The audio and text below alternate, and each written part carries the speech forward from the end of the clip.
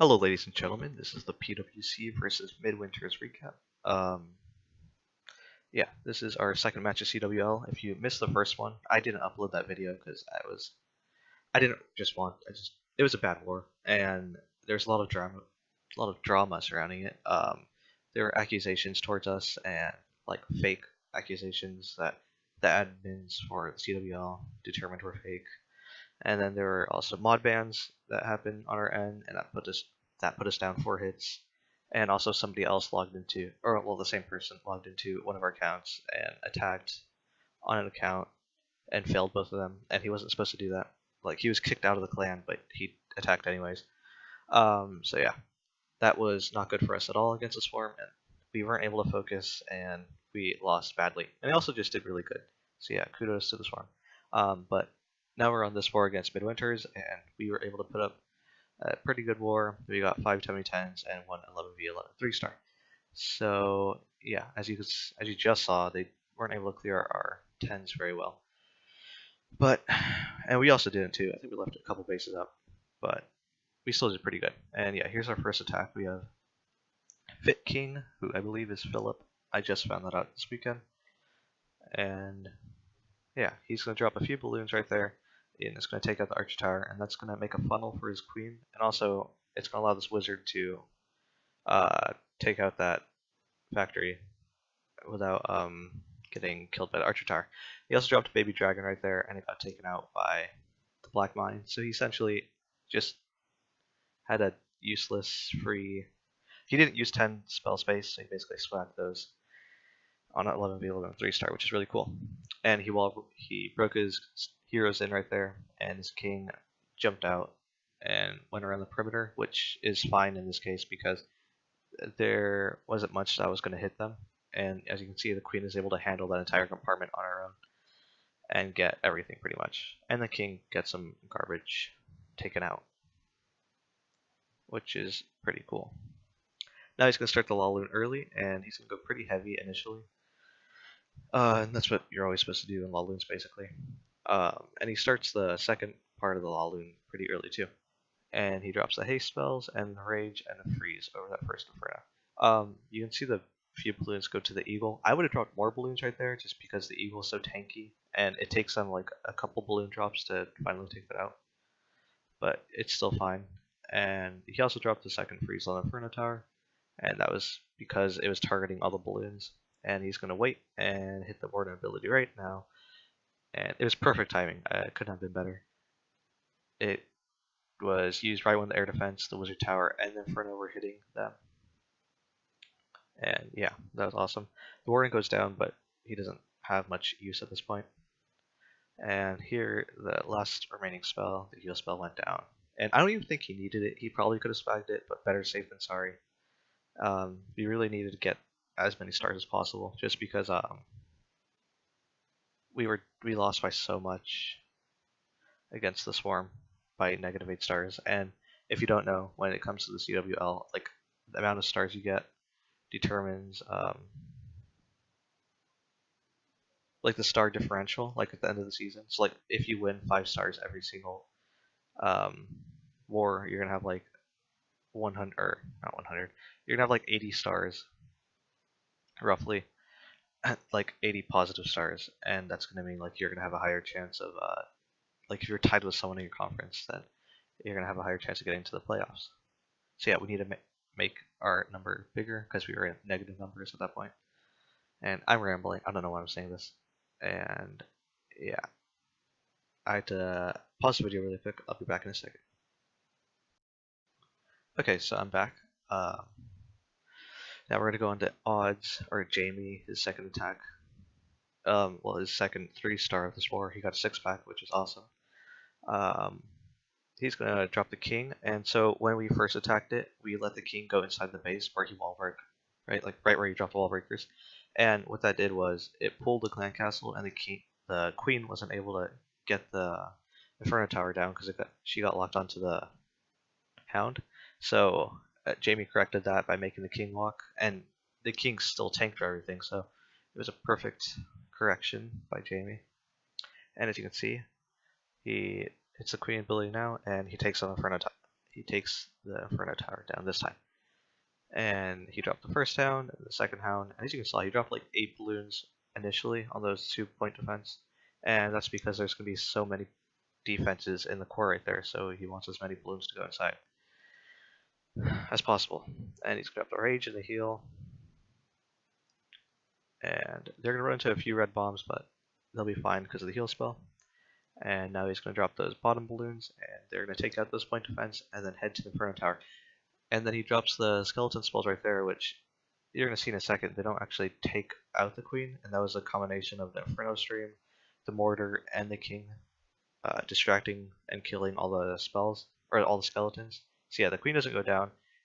It was a bit of a, like, I thought he was going to fail the attack when I saw it, but as you can see, the queen is out of range of the balloons, so they're all fine at this point, and he still has a hound up, so the hound would be able to tank for the queen, and the hound will also get in front of all the balloons because it's just a faster troop. So that's pretty much what happens.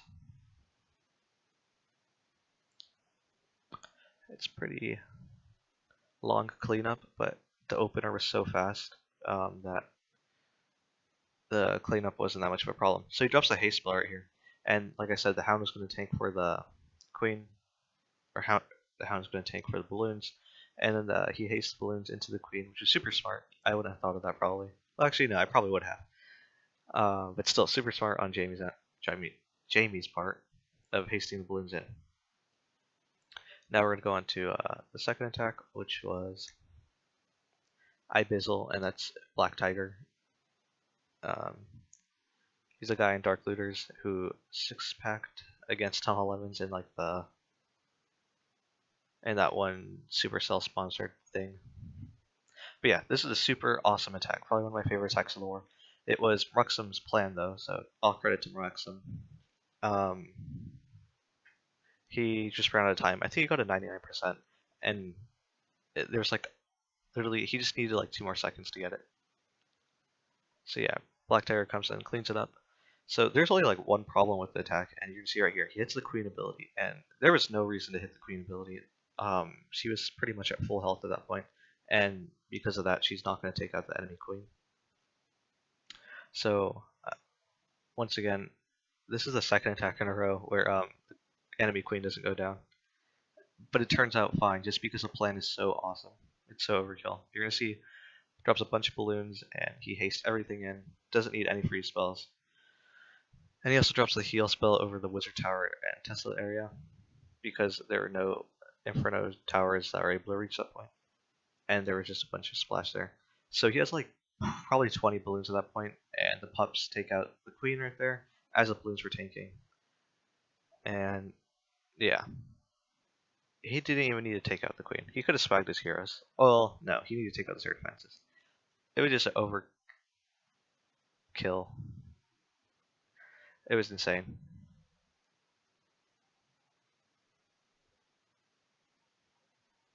So yeah, really awesome attack by BT and awesome plan by Marks.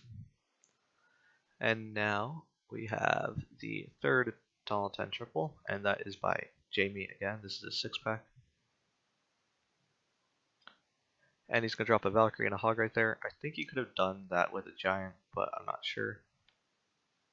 Better safe than sorry. And then sort of like the similar, he pretty much like did the very similar attacks. Suicide heroes into like something valuable. The first attack was into an air defense and Inferno. This is into 2 air defenses and the queen, which is probably even more valuable than an air defense and Inferno. So king goes around and he targets the enemy king, which if he didn't do that, the queen wouldn't have killed the enemy queen. But if you look at the ranges for the king, he knew that his king would target the enemy queen, or enemy king, and then his queen targets the enemy queen at this point. And he's going to drop a bunch of balloons again, and 2 hounds. And he's just going to drop a couple haste spells to push everything forward into the base. And he's going to drop a freeze right about now, because this is at the point where everything starts getting into range of the Inferno Tower. So good timing on that. And he's going to drop the rage spell. And right as that thaws out, he's going to have a rage, and all the balloons are going to hit. Then Inferno Tower. Oh my. So everything clumps up on those two wizard towers, and it's not a problem because now the hound is getting out in front and tanking for everything, and he starts dropping these balloons at 4 o'clock. And in my opinion, he was a bit slow on doing that, but it's fine. And then he had 4 remaining balloons for that backside Inferno Tower, so he hastes those in, and yeah, takes out the remaining defenses. It was a really awesome attack. Like, he got so much value with those two with his 2 heroes. So if you see anything like that, try to go for that, because you like Laloon is so powerful right now that you can usually just overpower a base with just a Laloon alone.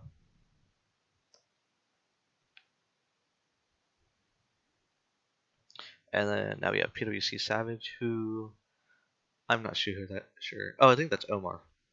No, that's not Omar. No, I think it is Omar. Yeah, that's Omar. So yeah, we have Omar Sari doing this really cool attack. He dropped a bunch of minions. I don't think he needed that many minions, but whatever. And yeah, he's gonna have 1 golem tank. He's gonna drop the queen to the side and just make a funnel for the bowlers. And the bowlers are gonna take out those 2 air defenses and target the queen, and then they're all gonna run back around and take out the remaining air defense, which was his plan, because he wanted the hound. I think the first attack, the hound, or that 3rd air defense, or actually that final air defense didn't go down, so the hound flew across the base and didn't really tank very well. So this time the hound is going to stay out in front of the balloons. And right here he drops a giant to tank for the Teslas and Arch Towers, which is a really cool move. You don't really see that in a Laloon ever. And he drops the heal spell. The heal spell was not that great. It only covered up 1 balloon and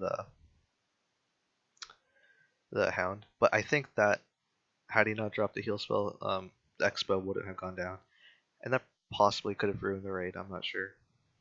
Because he only has like probably 6, 7, 8 balloons, and they're all low health for the most part. So yeah. It's all cleanup at this point, and he drops. He barely has any cleanup because he dropped the. He only had 1 hound, and he used all his minions at the beginning. So speeding up.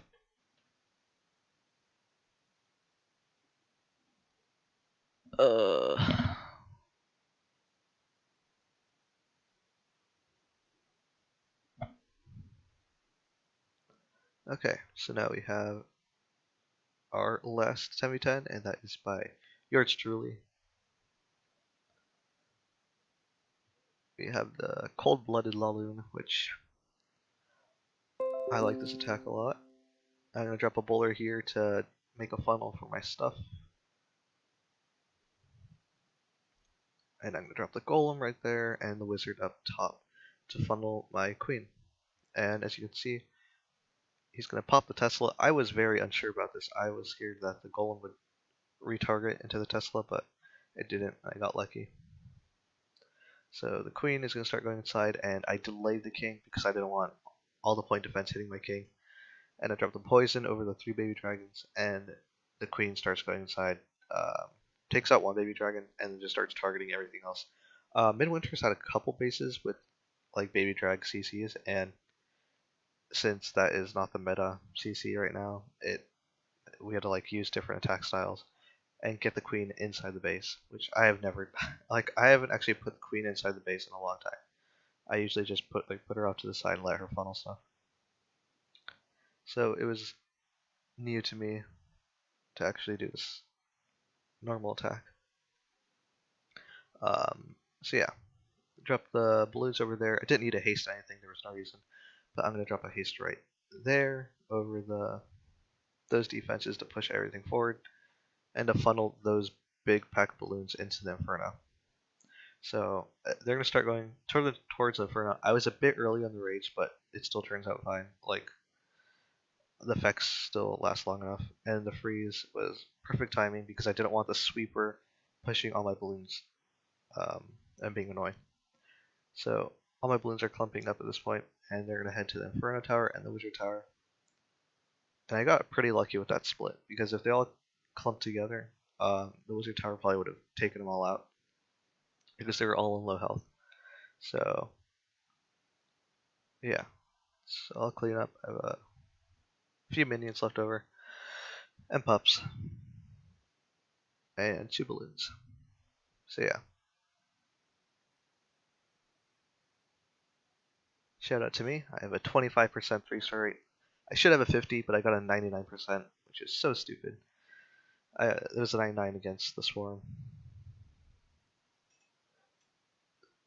Hopefully I can 6-pack against War and Glory next week and put that up to 50%.